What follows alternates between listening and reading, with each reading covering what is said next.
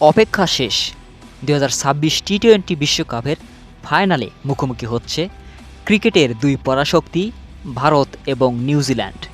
একদিকে ঘরের মাঠে ভারতের দাপট, অন্যদিকে নিউজিল্যান্ডের ইতিহাস গড়ার স্বপ্ন। চলুন দর্শক, দেখে নেওয়া যাক পরিসংখ্যান অনুযায়ী কার হাতে উঠতে পারে এবারের টি-টোয়েন্টি বিশ্বকাপ ট্রফি। টি-টোয়েন্টি ফরম্যাটে এই দুই দল এ পর্যন্ত ৩০ বার মুখোমুখি হয়েছে। ভারত জিতেছে ১৮ বার, নিউজিল্যান্ড জিতেছে ১১ বার। অমীমাংসিত ছিল একটি ম্যাচ। সামগ্রিক পরিসংখ্যানে ভারত অনেক এগিয়ে থাকলেও একটা জায়গায় নিউজিল্যান্ডের রেকর্ড অবিশ্বাস্য।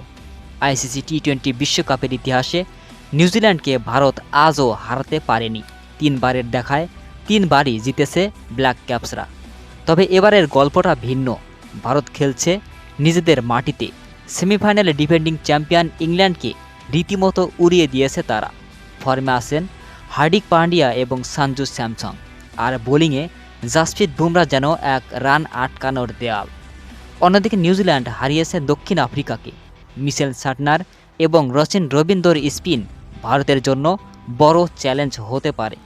আহমেদাবাদের পিচ পেসারদের জন্য কিছুটা সুবিধা দিলেও ব্যাটারদের জন্য থাকবে রানের স্বর্গ। পরিসংখ্যান বলছে ঘরের মাঠে দর্শকদের সমর্থনে ভারতের জয়ের সম্ভাবনা ৬০%। কিন্তু নিউজিল্যান্ডের আইসিসি ইভেন্ট নকআউট ভাগ্য সবসময় খারাপ থাকে। ভারতের লক্ষ্য তাদের তৃতীয় শিরোপা, আর নিউজিল্যান্ডের স্বপ্ন টি-টোয়েন্টি বিশ্বকাপের ট্রফি ছুঁয়ে দেখা। শেষ পর্যন্ত লড়াইটা হবে ভারতের ব্যাটিং বনাম নিউজিল্যান্ডের টেকটিক্সের। আপনার কি মনে হয়, সূর্যকুমার যাদবের দল কি পারবে ইতিহাস বদলে নিউজিল্যান্ডকে হারিয়ে শিরোপা ঘরে রাখতে, নাকি কেন উইলিয়ামসনের উত্তরসূরিরাই হাসবে শেষ হাসি? দর্শক, টি-টোয়েন্টি বিশ্বকাপের ফাইনালে আপনি কোন দলকে সমর্থন করছেন সেটা অবশ্যই কমেন্টে জানাবেন।